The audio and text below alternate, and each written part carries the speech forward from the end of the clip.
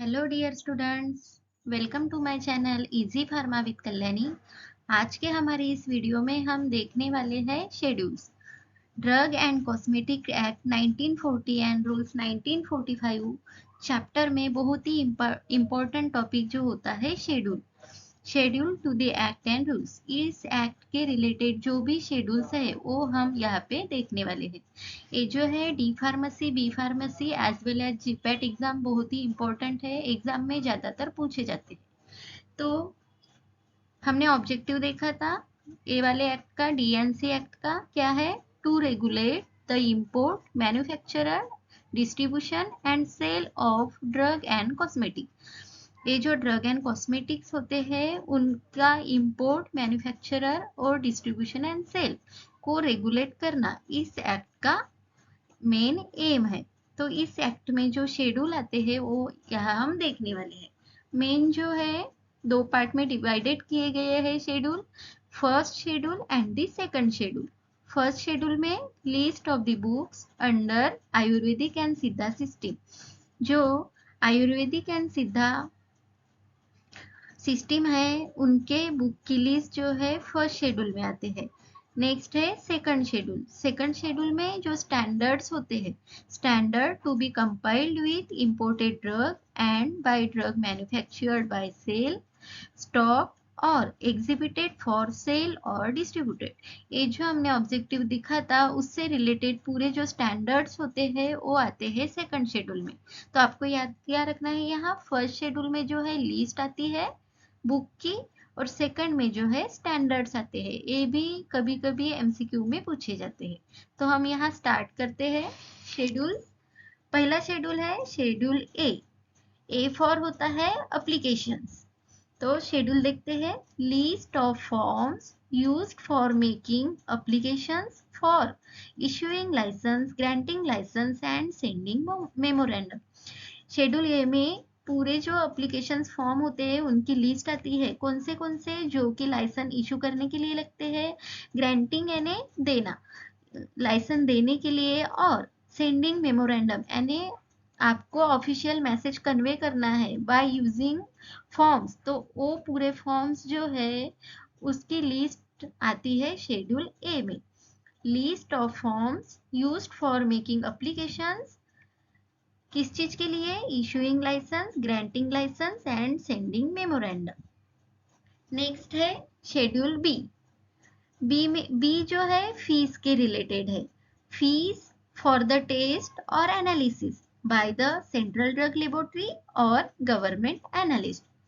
यहाँ पे जो है फीस से रिलेटेड होता है शेड्यूल बी, जो कि एनालिसिस के लिए सेंट्रल ड्रग लेबोरेटरी और गवर्नमेंट एनालिसिस में लगती है। ओ नेक्स्ट है शेड्यूल सी में क्या आता है, biological and special products for parental administration. C में सी है और C1 है। सी में जो आते हैं वो पेरेंटल एडमिनिस्ट्रेशन वाले ड्रग आते हैं और C1 में है वो जो नॉन पेरेंटल पर्पस के लिए ड्रग यूज होते हैं वो आते हैं C1 में। तो सी में बायोलॉजिकल एंड स्पेशल प्रोडक्ट्स में like antibiotics, vitamin, ophthalmic preparation etcetera. और इनका जो import, manufacturing, sale and distribution govern किया है स्पेशल प्रोविजंस में, वो आते हैं सी में। C1 में जो आते हैं वो नॉन पेरेंटल ड्रग होते हैं। नेक्स्ट है डी और के। ये जो शेड्यूल है नियर अबाउट सेम है, सिर्फ यहाँ जो है इंपोर्ट है और के में मैन्युफैक्चरिंग एंड सेल है। ये जो दोनों ड्रग है एग्जेम्प्टेड है। तो आप याद कैसे रखेंगे, फार्माकोलॉजी के लिए हम के डी त्रिपाठी यूज करते हैं, तो के और डी ये जो है एग्जेम्प्टेड है, drug exempted from certain provisions applicable to import of the drug। ये जो डी में आते, शेड्यूल डी में जो ड्रग आते हैं वो एग्जेम्प्टेड यानी निकाले गए ड्रग जो आते हैं वो डी में आते हैं।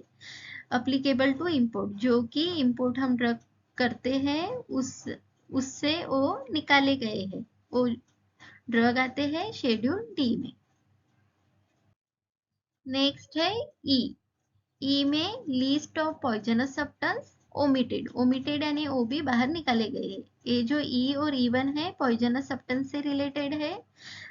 जैसे आप बोलते ई यानी very poisonous, E list of poisonous substance omitted, बाद में है E1 में भी पॉइजनस सब्सटेंस ही आते हैं लेकिन वो स्पेसिफाइड है आयुर्वेदिक, सिद्धा और यूनानी ड्रग के।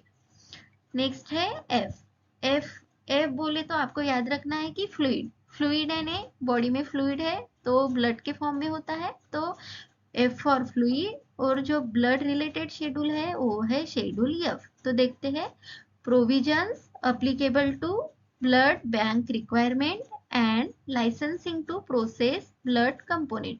जो भी प्रोविजंस है in related to blood bank requirement and उसको जो लाइसेंसिंग लगती है ब्लड कंपोनेंट के प्रोसेस के लिए, वो सब आते हैं शेड्यूल एफ में।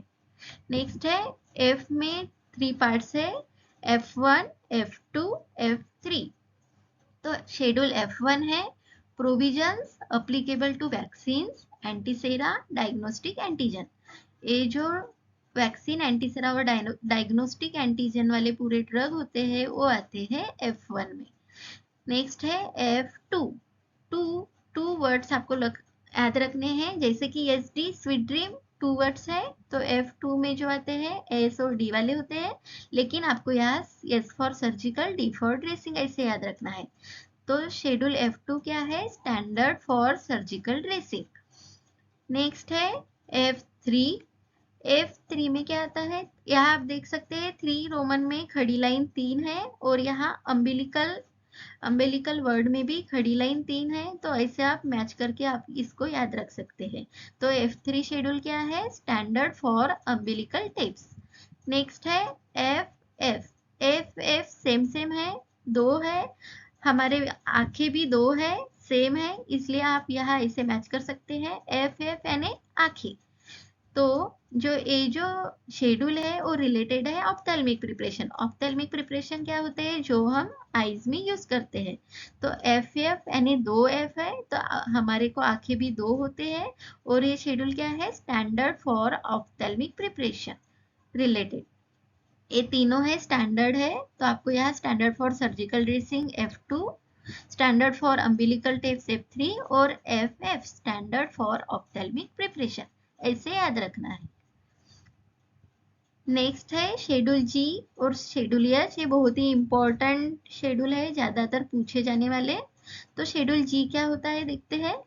List of substance required to be taken only under supervision of registered medical practitioner.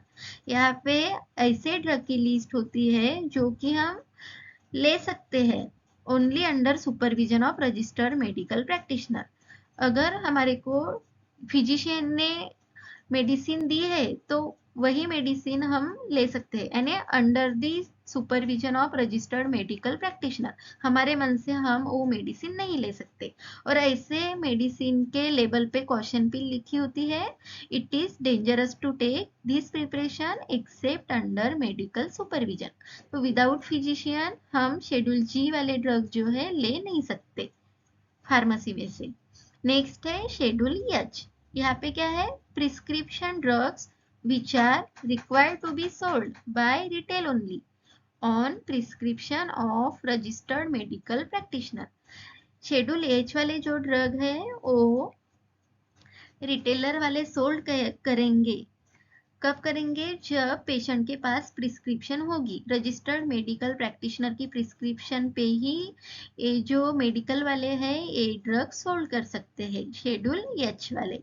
तो आपको ये ऐसे याद रखना है, प्रिस्क्रिप्शन ड्रग आते हैं इसमें जो कि रिटेलर सोल्ड करते हैं only on prescription of registered medical practitioner.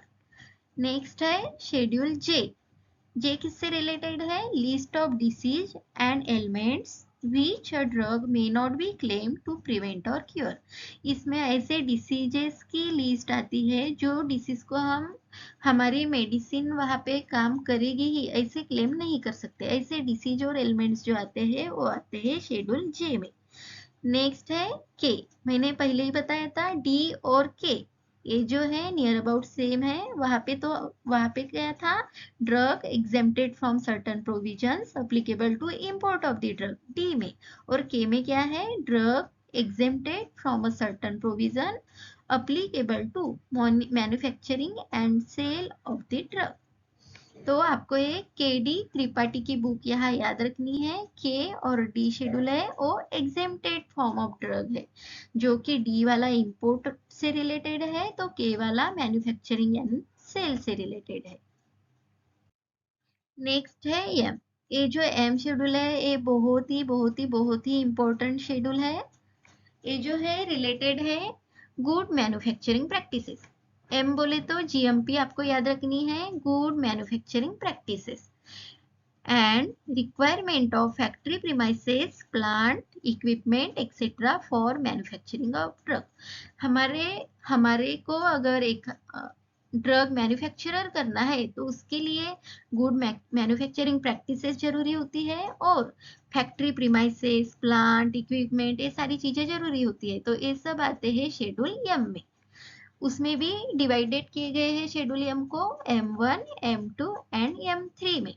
तो M1 में जो है होम्योपैथिक ड्रग होते हैं, good manufacturing practices and requirement of factory premises plant equipment etcetera for manufacturing of homeopathic drug. आपको यहाँ ड्रग को सब्सटीट्यूट करना है मैन्युफैक्चरिंग ऑफ होम्योपैथिक ड्रग, जो आते हैं M1 में।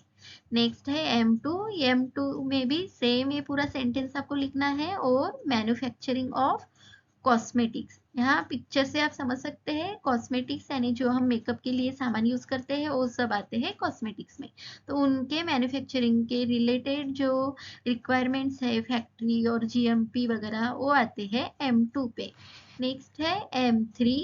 M3 जो है वो रिलेटेड है मेडिकल डिवाइसेस से, good manufacturing practices and requirement of factory premises plant equipment etcetera for manufacturing of the medical devices. ये यहाँ पिक्चर में आप देख सकते हैं मेडिकल डिवाइसेस है, इनके मैन्युफैक्चरिंग के लिए जो जीएमपी और जो इन्हीं रिक्वायरमेंट्स लगती है वो आती है शेड्यूल 3 में। उसके बाद में है शेड्यूल एन।